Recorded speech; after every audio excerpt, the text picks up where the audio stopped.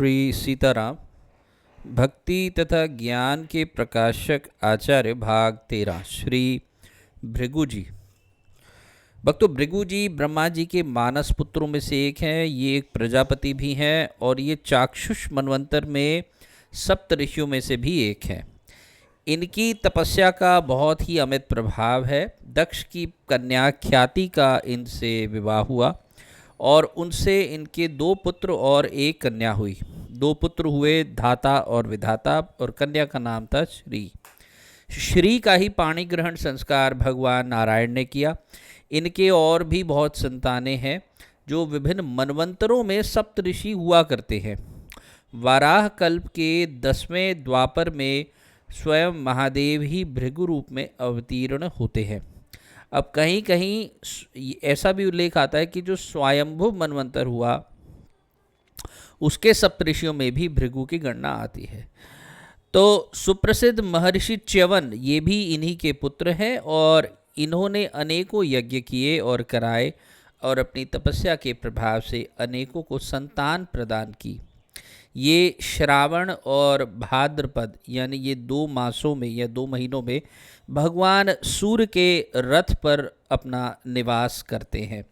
प्रायः सभी पुराणों में महर्षि भृगु की चर्चा आई है। उसका अशेषतः वर्णन यहाँ तो नहीं किया गया है, लेकिन उनके जीवन की एक बहुत ही प्रसिद्ध घटना जिसके कारण सभी भक्त उन्हें याद करते हैं, उसको अवश्य यहाँ दिया गया है। तो एक बार सरस्वती नदी के तट पर ऋषियों की बहुत बड़ी परिषद हुई। वहाँ पर ये विवाद छिड़ गया कि ब्रह्मा विष्णु महेश इन तीनों में से कौन बड़ा है।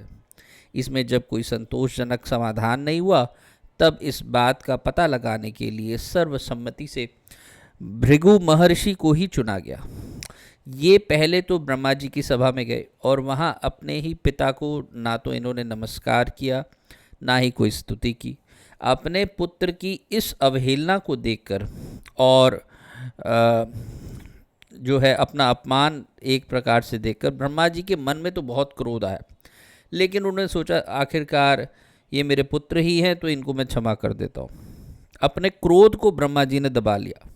इसके बाद ये कैलाश पर्वत पर गए।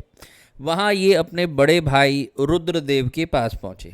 अपने छोटे भाई भृगु को आते देख आलिंगन करने के लिए बड़े प्रेम से भगवान शंकर आगे बढ़े, लेकिन भृगु जी ने उन्हें ये कहा कि आप तो उन्मार्गगामी हो, तो मैं आपसे मिलना स्वीकार नहीं करता। शंकर जी को बड़ा क्रोध आया। उन्होंने त्रिशूल उठाया और मारने के लिए दौड़ पड़े। पार्वती जी ने उनके चरण पकड़ लिए और प्रार्थना की, तब की जाके शंकर जी का क्रोध शांत हुआ। अब बारी थी विष्णु भगवान की। बेखटक के ये वैकुंठ में पहुंच गए, क्योंकि वैकुंठ में ब्राह्मण भक्तों के लिए कोई रोक टोक थी ही नहीं और है भी नहीं। ये पहुंच गए और उनकी सेवा में जो है देखा कि भगवती लक्ष्मी जी उनको पंखा झेल रही हैं, उनकी सेवा में लगी हुई हैं। तो भगवान के शयनागार में जा कर के बेधड़क इन्होंने उनके वक्षस्थल पर एक लात मारी, लेकिन विष्णु भगवान अपनी शैया से उठ खड़े हुए। उन्होंने इनके चरणों में अपना सिर रख कर के नमस्कार किया और ये कहा कि भगवान आइए, विराजिए। आपके आने का कोई समाचार नहीं पाया, इस कारण आपके स्वागत से वंचित हो गया। क्षमा करें, क्षमा करें। कहाँ तो आपके कोमल चरण और कहाँ मेरी ये वज्र कर्कश छाती। आपको बड़ा कष्ट हुआ। ये कहकर उनके चरण अपने हाथों से दबाने लगे। भगवान ने कहा, हे ब्राह्मण देवता, आज आपने मुझ पर बड़ी कृपा की है। आज तो मैं कृतार्थ हो गया। अब ये आपके चरणों की धूलि सदा सर्वदा मेरे हृदय पर ही रहेगी।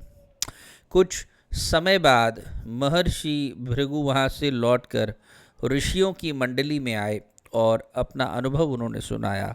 इनकी इस बात को सुनकर ऋषियों ने एक स्वर में ये निर्णय किया कि जो सात्विकता के प्रेमी हैं उन्हें एकमात्र भगवान विष्णु का ही भजन करना चाहिए। महर्षि भृगु का साक्षात भगवान से संबंध है। इनकी स्मृति हमें भगवान की स्मृति प्रदान करती है। भक्तों यही चर्चा, इतनी ही चर्चा आई है भृगु जी की भक्तमाल में अभी। और अगले भाग में हम श्री दालभ्य जी का चरित्र श्रवण करेंगे, जो कि बहुत ही संक्षेप में दिया गया है। और उसके पश्चात श्री अंगिरा जी का। और इसके साथ मैं वाणी को विश्राम दूंगा। यहीं से भृगु जी को प्रणाम करते हुए, विष्णु भगवान जो कि ब्राह्मण भक्त हैं उनको प्रणाम करते हुए, जिनकी छाती पर ब्राह्मणों का चरण चिन्ह सदा ही विराजता है, सुशोभित होता है। और इसके साथ ही मैं वाणी को विश्राम देता हूँ। तब तक के लिए जय जय श्री सीताराम, जय जय श्री सीताराम।